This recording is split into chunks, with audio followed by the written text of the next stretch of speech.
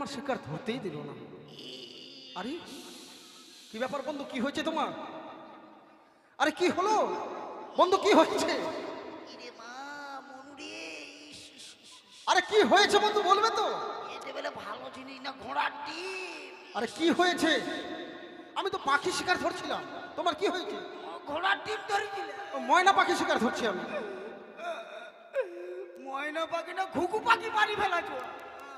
ছি বন্ধু, ঘুঘু পাখি আমি ধরেই নি, ঘুঘু পাখি ধরিনি। আরে এ কোন ঘুঘু?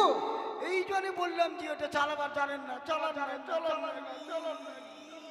ছি ছি ছি বন্ধু, এমনি মাজা বাদ না, তার ভিতরে একদম ঘুঘুটা মারি দিল। আচ্ছা যাই হোক বন্ধু, ব্যাপার হচ্ছে কি, আমি আর পাখি শিকার ধরবো না। আমি শিকার ধরতে ধরতে বড় ক্লান্ত হয়ে পড়েছি। আমিও ক্লান্ত হয়ে গেছি, তাই আমি একটু এইখানে বসে বিশ্রাম নিব। তুমিও আমার সাথে বিশ্রাম নাও। বিশ্রাম নিব। আমার ক্লান্ত হয়ে গেছে বেশি, তোমার থেকে আমার বেশি। ঠিক আছে। বাপ রে বাপ, বাটুল চালাতে জানে না, টানতে না। ঠিক আছে। হ্যাঁ বন্ধু, কি হলো? আমার গায়ে হেলান দাও কিছু। না গায়ে দেয়নি, হুঁছিল না মনে হয়, ঘুমের ঠেলায় ওইদিকে চলে গেছে। ঠিক আছে। হ্যালো।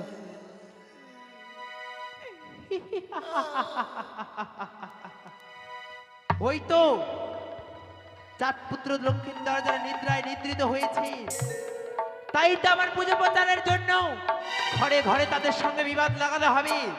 বিবাদ যদি না লাগাই, হতে পারবো না আমি কোনোদিন বিশ্ব বাজারে বিশ্ব পতিতা।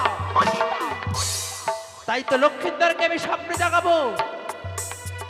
কি করো লক্ষ্মীন্দরে নিশ্চিন্তে ঘুমিয়াও।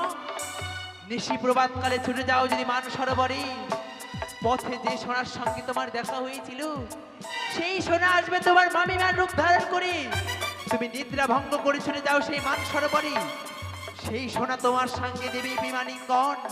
নিদ্রা ভঙ্গ করো লক্ষ্মীন্দর, নিদ্রা ভঙ্গ করো। বন্ধু এই যা, আমার আগেই ঘুমিয়ে পড়েছে। আরে বন্ধু, ও বন্ধু, আরে ও বন্ধু। কি হলো? কোন দিকে চোর? আরে ও বন্ধু, কি হলো? আরে আমি এখানে, তুমি কোথায় ঘুরছো? আমি বলছি হঠাৎ করে চোর ঢুকে গেল নাকি? এই বাগানে আবার কোথা থেকে চোর আসবে? আরে ঘুমের ঠেলায় মনে করছি এটা বাড়িতে শুয়ে আছি আমি, তারপরে দেখছি বাগান। তার মানে এমন কি হয়ে গেছে? কি?